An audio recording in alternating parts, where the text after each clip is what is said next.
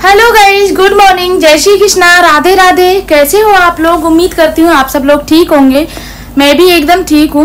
और जैसा कि आप लोगों को पता है, श्राद्ध पक्ष चल रहे हैं और श्राद्ध पक्षों में डेली पितरों का खाना निकलता है। तो आज तो हमारे श्राद्ध है, तो मतलब उसके खाने पीने की तैयारी करनी है। तो ब्राह्मण का जो हमारे ना ब्राह्मण को न्योता देते हैं, वो हमारे देते हैं 10:30-11 बजे के अराउंडिंग। लेकिन आज थोड़ा सा लेट है, 11:30-12 बजे के अराउंडिंग, क्योंकि ब्राह्मण मिल नहीं रहे हैं इस टाइम पे। सबसे बड़ा रीज़न ये है। तो आराम से काम करना है, कोई जल्दी नहीं है। बाकी अभी राधे भी जल्दी आ जाएगी तो राधे भी काम कर लेगी, तो तब तक मैं अपने रूम का काम कर लेती हूँ। कपड़े वगैरह मैंने सब कुछ अपना फ्री कर ही दिया है। देन उसके बाद में अब मैं कर रही हूँ अपने रूम का झाड़ू पोंछा। तो बच्चे स्कूल गए हैं, दोनों नहीं, सॉरी, स्वरा की छुट्टियां चल रही हैं, मतलब एग्जाम चल रहे हैं उसके। तो प्रिपरेशन लीव होती है ना, एक दिन की, एक दिन का एग्जाम होता है, एक दिन की प्रिपरेशन लीव होती है। तो उसकी छुट्टी है। हर्षित स्कूल गया है, उसको मैंने ना नाश्ते में कचौड़ी रखती थी, सॉरी लंच बॉक्स में कचौड़ी मार्केट से ला करके, क्योंकि श्राद्ध वाले दिन मैं कुछ नहीं बनाती हूँ। और वैसे भी डेली में सुबह जब पितरों का खाना निकलता है ना, तो तभी मैं बच्चों का लंच बनाती हूँ, उसमें से पितरों का खाना निकल जाता है, क्योंकि सुबह ही बना लेती हूँ मैं खाना। और पतिदेव भी सुबह जल्दी खा जाते हैं, तो हमारा काम जल्दी ख़त्म हो जाता है इस तरह से। वरना पहले फिर नाश्ता बनाओ, पहले पितरों का खाना निकालो, फिर उसके बाद फिर नाश्ता बनाओ, फिर खाना बनाओ, उसके बाद खाना खाने वाले वही 12, 1, 1:30, 2 बज जाते हैं। तो इस तरह से काम ऑटोमेटिक लेट हो जाता है, क्योंकि पूरा किचन फैला रहता है ना, तो फिर काम भी नहीं होता है। तो आजकल तो जल्दी हो जाता है काम। अब 2-3 दिन के श्राद्ध और हैं, क्योंकि कल मावस्या हो जाएगी और उसके बाद में, सॉरी, परसों मावस्या हो जाएगी, उसके बाद में फिर नवरात्रि स्टार्ट हो जाएंगी, फिर नवरात्रि की रौनक लग जाएगी। और हमारे यहाँ पे तो ना हर तीज त्योहार की ना डबल रौनक हो जाती है गाइज। और रामलीला भी स्टार्ट हो चुकी है, तो रामलीला की डेली नई नई झांकियाँ निकलेंगी, अलग ही रौनक रहेगी गाइज नवरात्रियों में।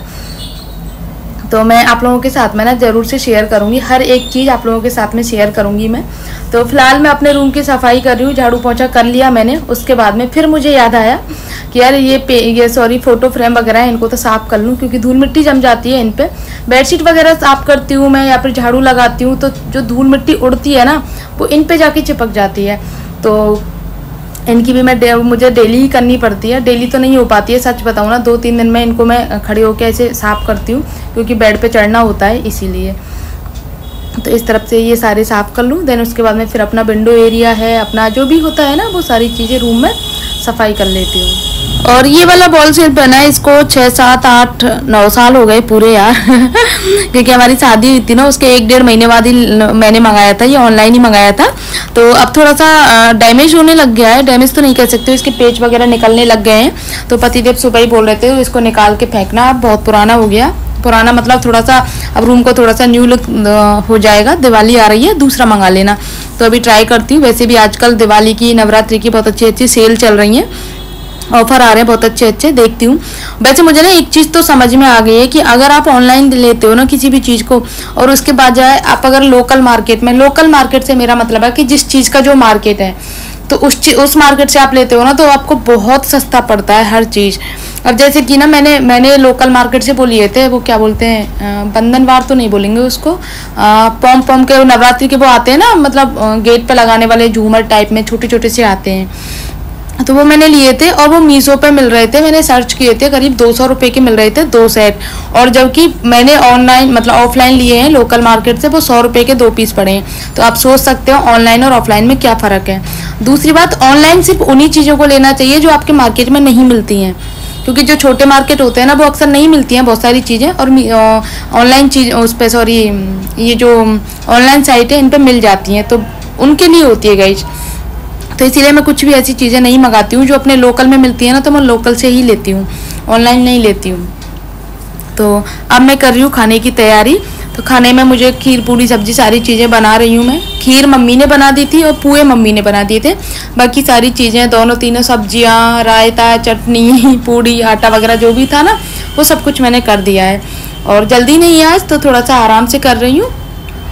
और अभी मैं भोग की थाली लगा देती हूँ। थाली मैं 3 लगाती हूँ, तो एक तो अपने ठाकुर जी की थाली लगती है, एक दूसरे वाले घर पे थाली लगती है, और तीसरी थाली लगाई मैंने अपने मंदिर के लिए, जो हमारा नीचे दुकान में जो मंदिर है ना, वहाँ पतिदेव पूजा कर रहे हैं। तो वहाँ पे हमारे जब भी बड़े बड़े कोई तीज त्यौहार होते हैं ना, तो वहाँ पे थाली रख के जाती है भोग की। तो मैं 3 थाली एक साथ में लगाती हूँ। तो कचौड़ी भी बन रही है, पूड़ी भी बन रही है और साथ में थाली भी लगाते जा रही हूँ गाइस।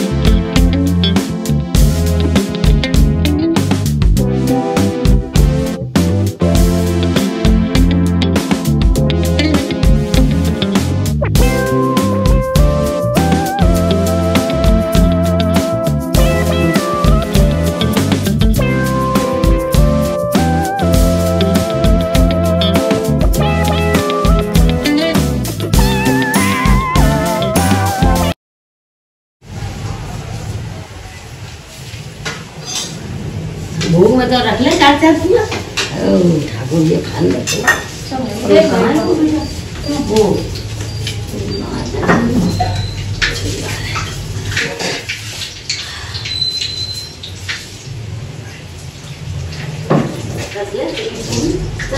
काम ले लूँ, गैया ले लूँ। हाँ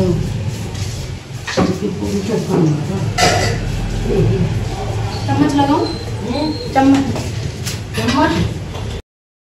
तो गाइस अभी मैं आई हूँ ठाकुर जी का भोग लगाने के लिए। ये हमारे दुकान में गिरिराज जी हैं, भोलेनाथ का परिवार है। और यहीं पे हमारा पहले 56 भोग होता था और दूध भोग भी हम गोवर्धन पूजा वाले दिन यहीं पे दूध भोग चढ़ाते हैं अपने हाथों से, क्योंकि गिरिराज जी एक होते हैं। और दानघाटी पे तो आप लोगों को पता है ना कितनी भीड़ होती है। कहने की बात होती है कि आप घर के मतलब लोकल में भी दानघाटी पे गोवर्धन वाले दिन दूध भोग नहीं चढ़ा पाते हैं, लेकिन आप गोवर्धन वाले दिन आप दानघाटी पे जाके देखोगे ना, आपको गिरिराज जी तो क्या, गिरिराज जी का पूरा जो मंदिर का वो है ना, वो बिल्कुल नहीं दिखेगा, इतनी भीड़ रहती है।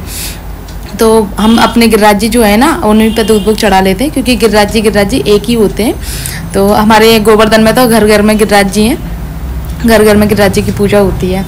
और उसके बाद में जब सारा काम कंप्लीट हो गया तो ब्राह्मण को आने में अभी टाइम था, तो मैंने सोचा चलो प्रेस कर लेती हूँ, ये भी एक काम है, ये भी फ्री हो जाएगा। क्योंकि जब तक काम पूरा नहीं होता है ना, तब तक अपना बैठ सकते हो ना, लेट सकते हो ना, फिर मतलब कोई काम नहीं कर सकते हो अपना कुछ एक्स्ट्रा। तो ये मेरी 2-3 साड़ियाँ थी, तो मैंने सोचा चलो इन पे प्रेस कर लेती हूँ।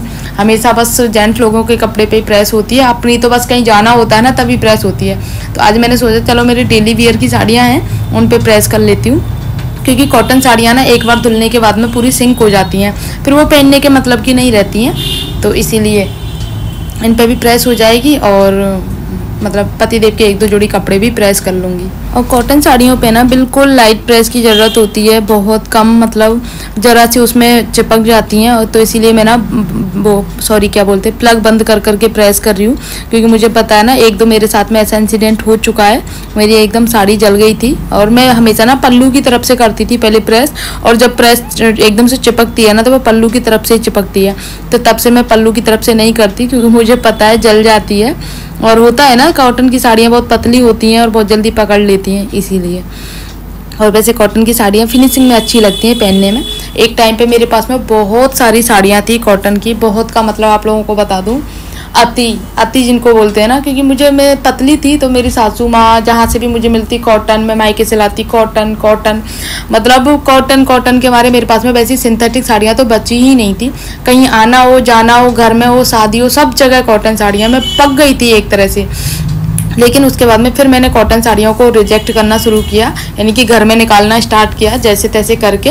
अब तो मेरे पास में आधी रह गई हैं साड़ियाँ, पहले बहुत सारी कॉटन साड़ियाँ थी, अब तो बस मैं आपको बता दूँ तो 10-12 कॉटन साड़ियाँ बची हैं मेरे पास में, जो बाकी मैंने सब अपनी घर में निकाल के। कॉटन साड़ियों का ये है ना कि आप अगर एक सीज़न भी गर्मियों में पहन लेते हो ना 2 महीने लगातार, तो आपकी फिर वो रिजेक्ट हो जाती है, क्योंकि बहुत ज़्यादा रोज़ धुल के बहुत पतली हो जाती है और ख़राब हो जाती है, फिर वो पहनने के मतलब की नहीं रह जाती है। तो इस तरह से बाकी सिंथेटिक साड़ियों का ये है, जितना आप धुलोगे जितना पहनोगे ना उसका कुछ नहीं बिगड़ता है, वो फटती नहीं है, सालों साल नहीं फटती हैं सिंथेटिक साड़ियाँ। और मुझे सिंथेटिक साड़ियाँ बहुत अच्छी लगती हैं। और कॉटन साड़ियाँ अपनी टाइम पे अच्छी लगती हैं, लेकिन ये नहीं है कि आप किसी भी चीज़ की आती कर दो बस कॉटन, फिर कॉटन से भी मन ख़राब हो जाता है। और गाइज ब्लॉग को एंड करने से पहले ना आप लोगों को मैं एक चीज़ बता देती हूँ। मैंने डेली ब्लॉग चैलेंज एक्सेप्ट किया है कि मैं चाहे कुछ भी हो जाए डेली ब्लॉग कंटिन्यू 1 महीने तक तो कंटिन्यू रखूँगी। वैसे मैं डेली ब्लॉगिंग ही करती हूँ, लेकिन कभी कभी थोड़ा सा हो जाता है ना, नहीं हो पाता है, कभी कभी तबीयत ख़राब हो जाती है, फिर ब्लॉगिंग का कुछ कंटेंट वगैरह नहीं बचता है। अब मैं कहीं बाहर तो जाती नहीं हूँ तो मेरे पास कंटेंट नहीं रहता है। जो भी कंटेंट है वो मेरा घर का ही है, जो मैं अपना घर का काम करती हूँ, बस यही मेरा कंटेंट है और यही मेरे YouTube वीडियो बनाने का जरिया है। तो प्लीज़ बस यही उम्मीद है कि आप लोग मुझे ज़्यादा से ज़्यादा सपोर्ट करो। इतना ही मतलब बोल सकती हूँ आप लोगों को मैं, बाकी आप लोगों की मर्जी है। तो ब्लॉग को करती हूँ यहीं पर एंड। आई होप आप लोगों को अच्छा लगा होगा। अच्छा लगे तो प्लीज़ वीडियो को लाइक करना, शेयर करना, कॉमेंट करना। मिलते हैं नेक्स्ट ब्लॉग में, तब तक के लिए बाय। मैं तैयार हो रही थी दर्शन जाने के लिए, मैंने सोचा चलो चलती हूँ, बच्चे आने वाले हैं उतनी देर में। फिर याद आया मैंने चाय तो पी ली है और मैं तब तक नहा भी आई और अपना साड़ी भी पहन ली, तब तक मेरी चाय रखी हुई है, बिल्कुल ठंडी हो गई।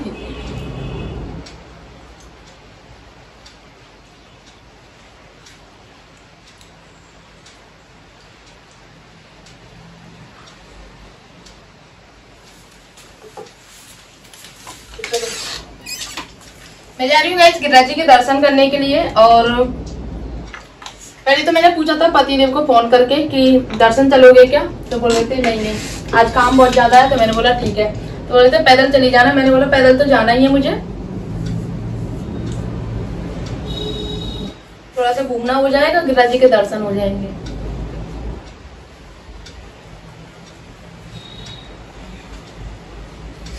गोल्ड की इयरिंग्स एक बार उतर जाती है ना, फिर दोबारा पहनी नहीं जाती है। देखो कितना टाइम हो गया जब से गई हूँ ना, बरसाने गए थे, 3-4 दिन हो गए, पहनने का काम वो ही नहीं लग रहा कि पहन लूं मैं।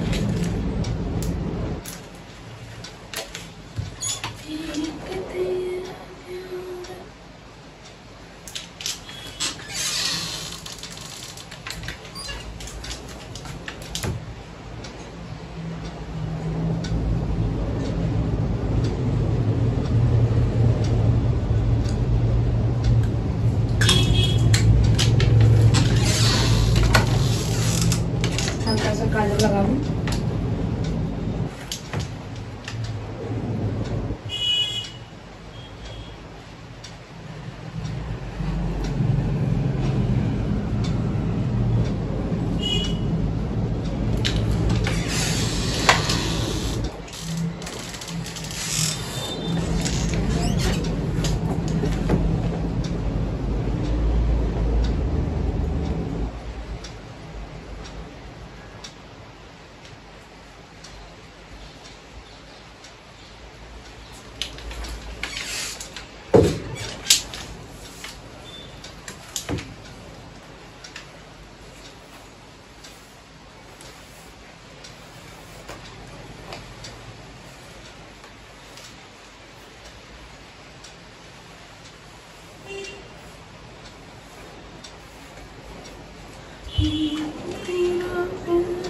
गर्मी कम नहीं हो रही है गाइस, बिल्कुल भी बहुत गर्मी है।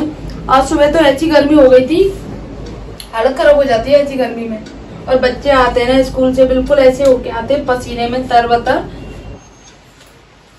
यही तो सबसे ज्यादा नुकसान करता है ना, क्योंकि गर्मी में आते हैं वहां से और फिर आके एसी मिल जाता है तो यूं गर्मी हो जाती है।